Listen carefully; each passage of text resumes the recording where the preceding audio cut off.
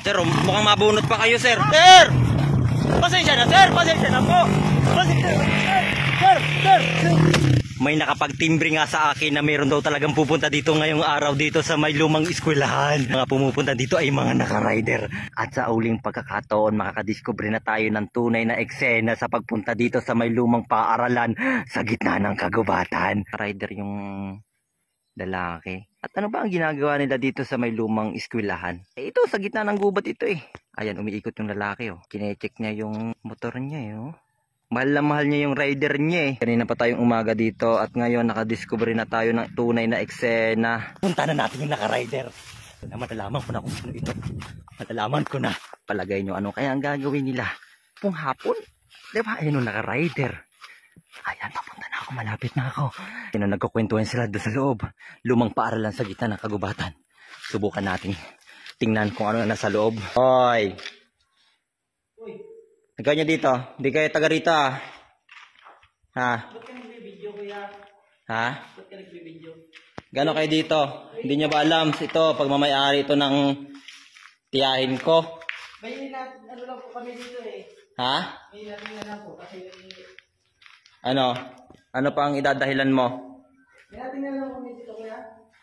Ano, namamasyal kayo? May natin na lang kami. Huwag kang tumalikod, sir. Sir, huwag kang tumalikod po, ha? Nagbibideo daw, video. Private property po ito ng tiyahin ko. Ba't ho nandito kayo? Ay, ano bang pakialam mo? Namamasyal kami dito eh. Pinagbabawalan na nga po namin ang mga tao na pumunta ho dito sa private property ng tiyahin ko. Nakita nyo yan, no? Ang dami na nga hong vandalism dito sa may kabataan na eskwelahan na to. Hindi naman kasi kami yung gumagawa niyan. Tinatanong ko ba kayo, sir? Hindi ko naman po kayo tinatanong dito, sir, ah. Ang sa akin po, hindi po dapat kayo napasok sa mga ganitong lugar.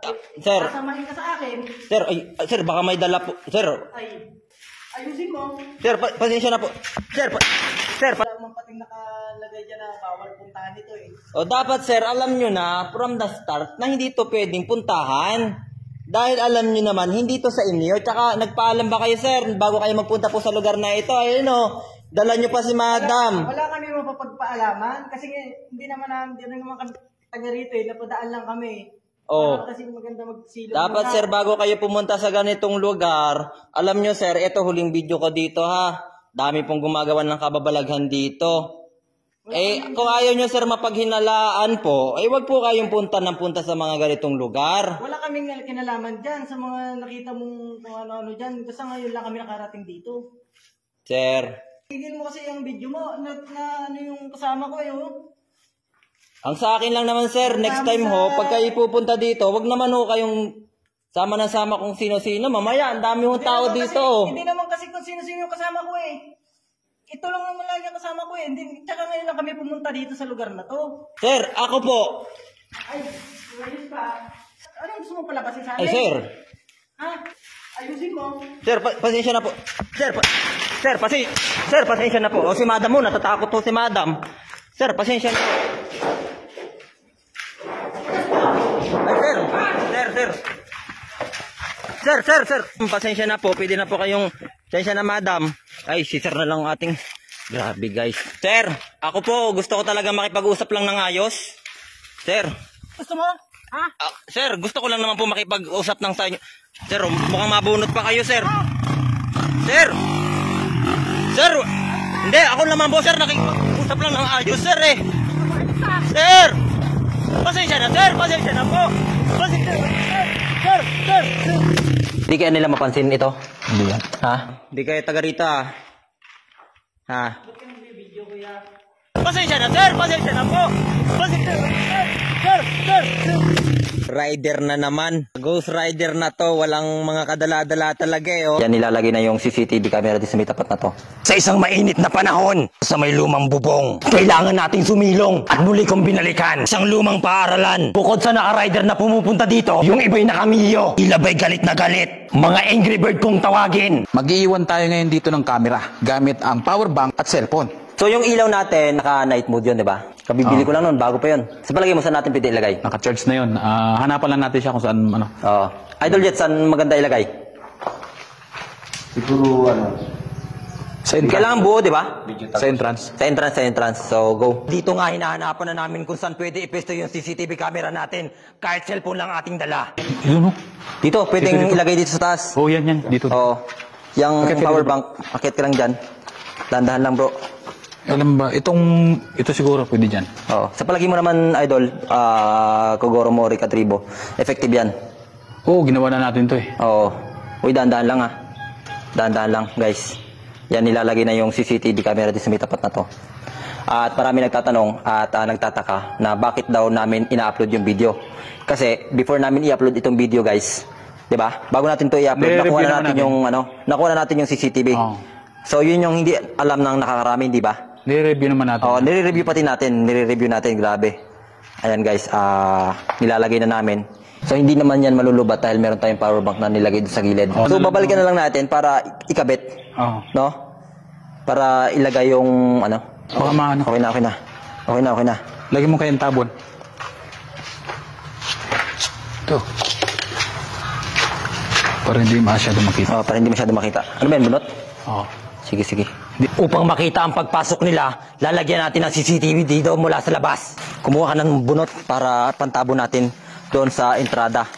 No? Doon sa may pinto. Diyan natin ilalagay ang camera para hindi nila mapansin. Hindi kaya nila mapansin ito? Hindi yan. Ha? Hindi yan. Palagay mo? Hindi yan. Sa bagay. Pumupunta naman sila dito mga hating gabi na, diba? Ayan. Sana maging matagumpay ang ating planong ito. Sa palagay mo magiging matagumpay ito? Parang wala kang kumpiyansa sa mukha mo, ah. Malalaman sa hula. Malalaman sa hula.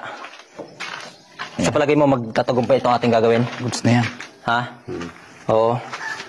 Wow, ang gaganda ng mga sagot niya. Sana magtagumpay. Diba? Tagumpay! O, magtatagumpay ito. Hindi kayo naharangan yung lens. Hindi yan. Siguraduhin natin na hindi maharangan yung lens para pagpasok nila kitang-kita talaga. At para hindi agad malubat yung ating CCTV camera o cellphone na ating nilagay, idol, pakikuha yung ating wire na konektado dun sa ating power bank para hindi agad malubat. Ayan, handang-handa na ang ating mga patibong para na sa ganoon makakita tayo ng mga kababalagan na naman. Hindi lang isa, hindi lang dalawa ang nakita ko dito mula sa may kubo sa tabing dagat. Dahil ito lagi ang nakikita ko dito, posibleng ang mga lagayan na ito ay nilipad na ng hangin. Ito ang malalaman at iimbestigahan sa mga oras na ito sa Kubo sa arumahan sa tabing dagat. kahit may kalayuan ay marami pa rin daw tumatambay dito. Habang matingkad ang init, nakita ko naman sila na nangingisda at overlooking nga ang view dito. Napakaganda at relaxing talaga na kahit sa paglalakad ay pwede kang matinik at siguradong babaw nito sa iyong mga paa kahit gaano ito kakapal. O mga lumang kahoy na pwede niyong upuan. Habang tanaw ang magandang kapaligiran, sino man na makipag-date sa lumang kubong ito, kubo'y di matutumba dahil sa mga tali. At kung sakaling mabutan ka naman ng dilim ay pwede ka rin magpagabi. Mga kawayan ay gato na, habang ang bubong ay sira na. Pagkaman ay pwede ka rin dito magluto at kumain. Nakita naman ninyo ang mga ebidensyang pinggan, mga taling pangmalakasan na itinali sa kawayan, nagamit ng kawad at tanse. Sabi ng mga kabataan ay marami daw tumatambay talaga dito, lalo na paghapon. Marami nga po talaga nagapunta dito sa kubo na to. Sira-sira na po yun eh. Marami rin pong mga kubo dyan doon banda. 4 po siguro.